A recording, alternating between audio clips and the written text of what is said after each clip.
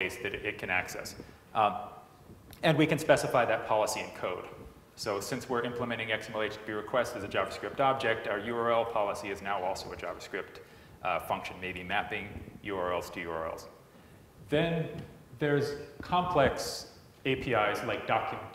Document is used by almost all web applications to update interfaces dynamically. If we didn't allow access to a lot of that, we'd break almost all the legacy applications out there. But it is a very rich API. There's lots of different node types, form nodes and script nodes, each with their own properties. And we want to allow access to some. So we might want to allow access to getElement by ID. We might want to reinterpret assignments to inner HTML to filter the HTML before it actually makes it into the browser. And we might want to deny access to browser-specific extensions until we understand the security consequences of those. And so we do this by membraning. A membrane is just an object that wraps an object graph. So when the untrusted code is dealing with, for example, a form node, what it's really dealing with is our implementation of form node. And that implementation of form node delegates an awful lot of its operations to the real form node. But the membrane stands in between the third-party code and the real document so that it can, for example, rewrite the argument to setting inner HTML. And then location, we also membrane, but for different reasons. So location is a very simple API. It's a string. You can access parts of it, or you can set it. But when you're setting it, you're dealing with it's a uniform interface, but two very different kinds of authority. So when you set the location, and the new URL only differs from the old URL by the fragment, then you're navigating within the page. You're changing the position of the scroll bar. Otherwise, you're replacing the current document with a new document. We may want to allow untrusted code to navigate within the page, but we may want to disallow them from changing the current document, or we may want to reinterpret that. And having a membrane in between lets us do that. So that's the security policy. That's how you specify a security policy. How does that security policy fit in with the entire pipeline? Well, when a user accesses some social networking site, they visit a container. In this particular case, the example container is container.com. The browser sends a request to the social networking site. That, in turn, sends that request on to the cajoler. Now, the cajoler is our code rewriter for Caja. It rewrites the code to make it safe. It first passes that request on to fetch the particular gadget. So this is the third-party code that is fetching from gadget.com. And what is a gadget? Well, a gadget is just a web application. It consists of some HTML, some CSS, and some JavaScript. By virtue of being essentially a virtual browser, the cajoler fetches the HTML page. It follows any script source links. It follows any style sheets that are being included. It fetches them, it analyzes them, and it rewrites them to be safe. And by safe, I mean it applies the particular security policy that the container has chosen. And it returns that safe piece of HTML and that safe piece of JavaScript back to the container. Now, the important point to notice here is that the security policy that is being enforced here was chosen by the container. And so if the container finds new threats, when it chooses to adapt its security policy, it's able to do that by passing new rules on to the cajoler. The security policy consists of some static pieces which are reflected in the safe HTML and some dynamic pieces which are reflected in the safe JavaScript. The container collects several such cajoled pieces of code. It wraps it in its own Chrome, and it returns that to the end user, and that piece of code ends up being displayed. Now, how does a particular piece of gadget look like once it's cajoled? Well, here's a sample gadget hosted on gadget.com. It consists of some HTML, which references some CSS.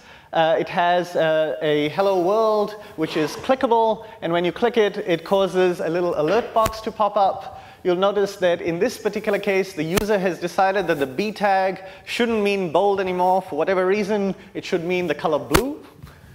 And that's fine, I guess. What happens is the cajoler takes all of that content, it analyzes it, and it produces the two blobs of text that I was mentioning earlier. So it produces some static HTML code. Things to notice in the static HTML code is the introduction of a cajoler-generated ID. In this case, it's gadget123, and that scopes the style rule to be only applicable to this particular gadget. In particular, this style rule does not apply to the container, and it does not interfere with style rules that occur in other gadgets. You'll notice that there is an ID that is applied that allows the JavaScript, when it finally executes, to add back the event handlers that were removed originally. In the JavaScript portion, here's the dynamic portion of the security policy being applied. The alert function that is used is actually fetched from the container. So the container passes this G triple underbar, which contains the alert object, which it is granting to this piece of code. Now that alert object could be the raw alert, it could be the original alert function.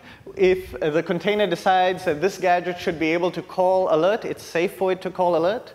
Alternatively, it may be some attenuated version of alert, for instance, a throttled version that only allows the gadget to call alert 10 times or something to prevent the gadget from overwhelming the user. And you'll notice that the actual function remains pretty much the same.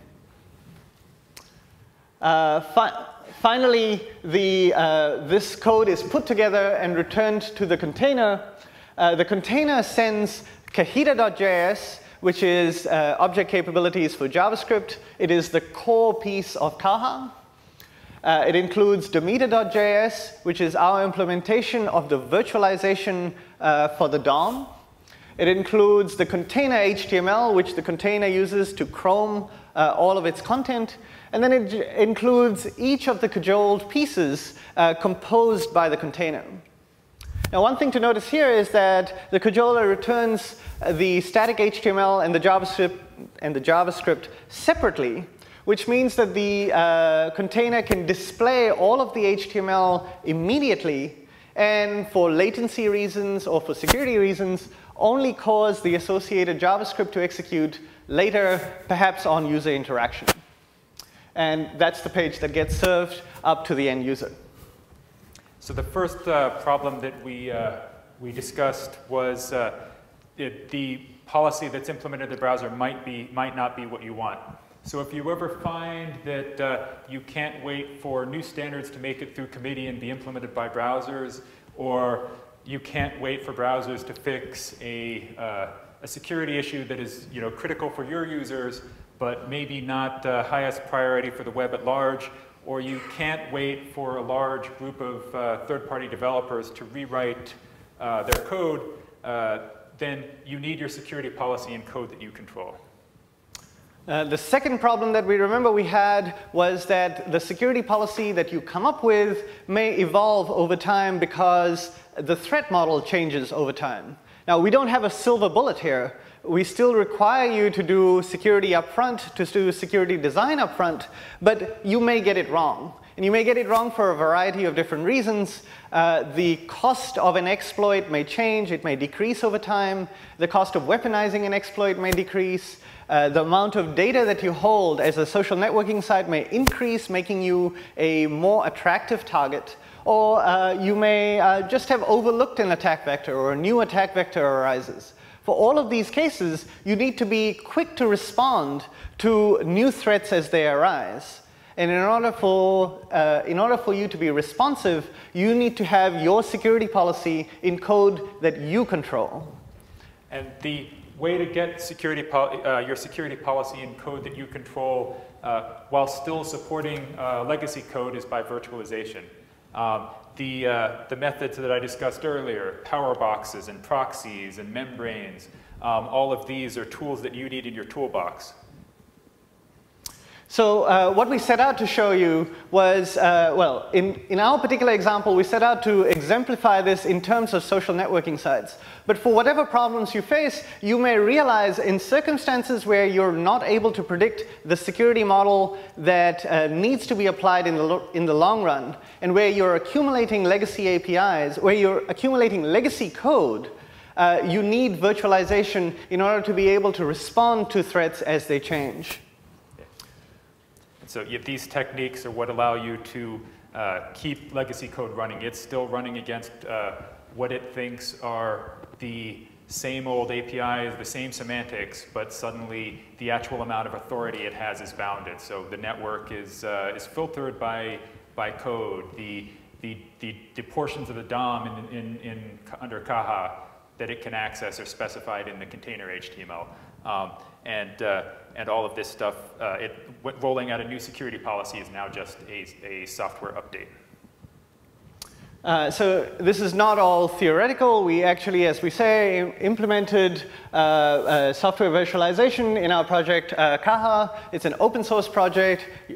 Feel free to find out more about virtualization in general and virtualization of the DOM on our project page. You can contact us. And you can try out using a variety of different security policies by visiting caja.appspot.com. Thank you. Are there any questions? John? Caja has actually been on my to-check-out list ever since I met you, Jasvir, last year. But I don't know how much time I need to allocate, my spare time or whatever, to really dig into this. I think you should allocate all your spare time to our project. so the question was, how much time should you allocate to exploring Caja? And I think the techniques that we're describing here, how to do virtualization is applicable to a lot more than just Caja. It's not just applicable to the same origin domain. So I think learning about Caja, in as much as it helps you in other aspects of your security work, is valuable. And it's especially valuable when you've got a legacy code problem and you need to be able to kind of come up with security policies, and you're wondering, if only I could write some code, if only I could get a little bit of code in between me and the hard iron. And specifically for, specifically for Caja, specifically for the browser, if you're doing virtualization completely, then as an end user, you really have, there's really no or a very small amount of learning involved, because you're essentially using the same APIs, the same language that you're used to already. Now, the extent to which Caja is able to provide you with that it varies depending on whether you're looking at our CSS emulation, our JavaScript emulation, or our DOM emulation. But the solution with virtualization means that your end users, your end developers, don't really have to think about this particular problem very much at all. I'm wondering about the extent of virtualization. Basically, if there are browser quirks that allow, for example, the window object to be leaked through certain function, would that mean that the virtualized DOM window would be leaked, or would it be possible to access the actual window object? So the question is, depending on how much virtualization is being done, is enough virtualization being done that when is it JavaScript language features or DOM features result in the window object leaking? Is it the real window object that leaks, or the virtualized window object? Is that an accurate summary of the question? So there is a distinction between the language, what the language ends up leaking, and what the DOM ends up leaking. The JavaScript that we use, that we virtualize, is a subset of the complete JavaScript language. We use the object capability subset of JavaScript, which allows us to prevent the kinds of leaks that you talk about. So there's one thing to note, though, is that there's this chain of requests, and that comes with certain context. So we have a very good idea when we're cajoling code, what is